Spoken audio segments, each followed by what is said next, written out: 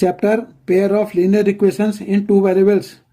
Question है form the pair of linear equations for the following problems and find their solution by substitution method.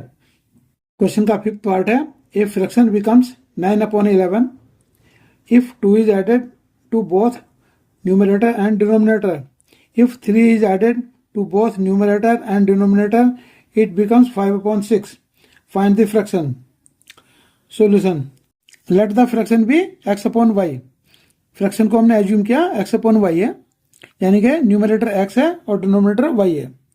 If 2 is added to the numerator and denominator, the fraction becomes 9/11. So अब हम numerator में 2 add कर रहे हैं यानी कि x + 2, denominator में भी 2 ऐड किया यानी कि y + 2 = 9/11.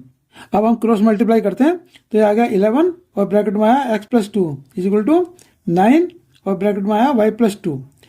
अब इसे मल्टीप्लाई किया 11 से तो 11x + 22 इस ब्रैकेट को 9 से मल्टीप्लाई किया तो 9y + 18.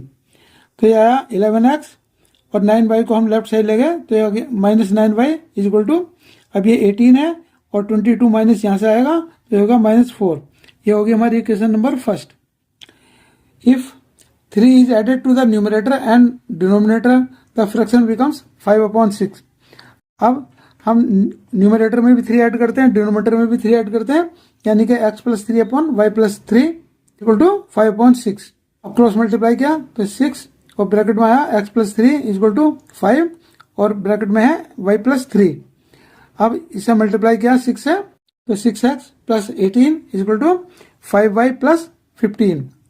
अब ये 6x और 5y को लेफ्ट साइड ले गए तो ये माइनस हो गया, -5y = ये 15 है और ये 18 राइट साइड जाएगा तो माइनस हो जाएगा यानी कि -3. ये होगी हमारी equation number second. Thus equation first and equation second are the two required linear equations as per the statement in the problem. Now to find the fraction, solve the equations by substitution method. अब find the value of y in terms of x using equation 1. Equation 1 है हमारी 11x - 9y = -4. तो यहाँ से हम y की value find out करते हैं x के टर्म में तो y = आ गया 11x + 4/9. अब substitute the value of y in equation 2. Equation 2 है 6x - 5y = -3. तो यहाँ से आ गया 6x - 5 और y के लिए लिखा हमने ये 11x + 4/9 = -3. तो ये 6x माइनस अब ये 5 से मल्टीप्लाई कर दिया ब्रैकेट में तो ये हो गया 55x + 20/9 = -3. अब एलसीएम लिया, एलसीएम आ गया 9 तो यहाँ आ गया 54x - 55x - 20 = -3.